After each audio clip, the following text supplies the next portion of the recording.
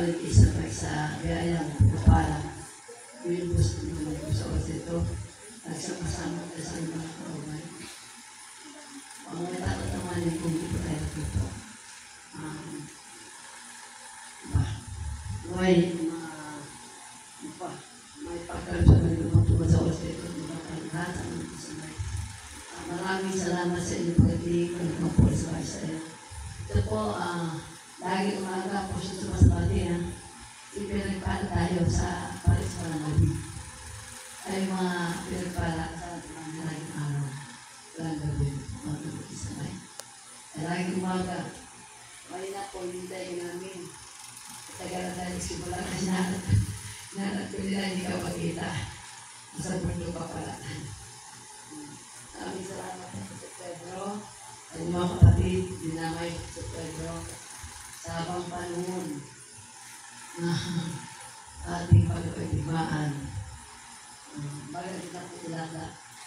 Kasi sa mga pagpagdaan ng ganap sa atin, paglitis ng mga espiritu, kung siya dapat at tinandaan o kami ang pagkakanda, tinandaan tayo ng kapatid.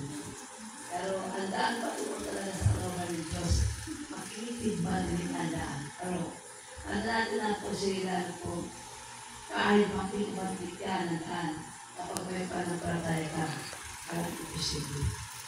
Ingatan ang manayari sa kanya para mating mo ang nais mong makamtan. Ayon sa albot, katamagay. O, mag-isamay ka na po. Maraming salamat sa magsamay sa pagkakalod sa inyo. At nasalat ko sa inyo.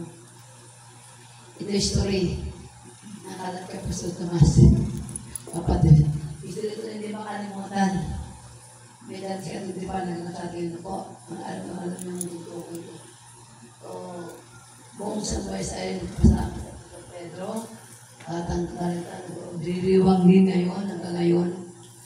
Meron ng lahat ng pagsubok sa iyo ang pusila at iba'y matapang loob.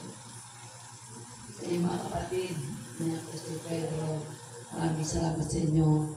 Bagamat kayo iba natin lakas ng kwento sa mama, iba mga kapatid nyo, maraming salamat po sa inyo. Maraming naman tulong para sa panibigyan nyo. At sa inyo, ang pubus ko ang pag-gawang mga ngayon, bukas. Maraming salamat sa inyo naman, kapatid. Kaya po kayo kano, salamat sa pag-anis ko. Pabalik kasi yung daan. Niyak na sa dagat, tumabaw, marami ko, bato. Maraming salamat din. Ito sa kama naman parang maging madali ang pagbalik nila. Patungo sa atin sa paisal ko.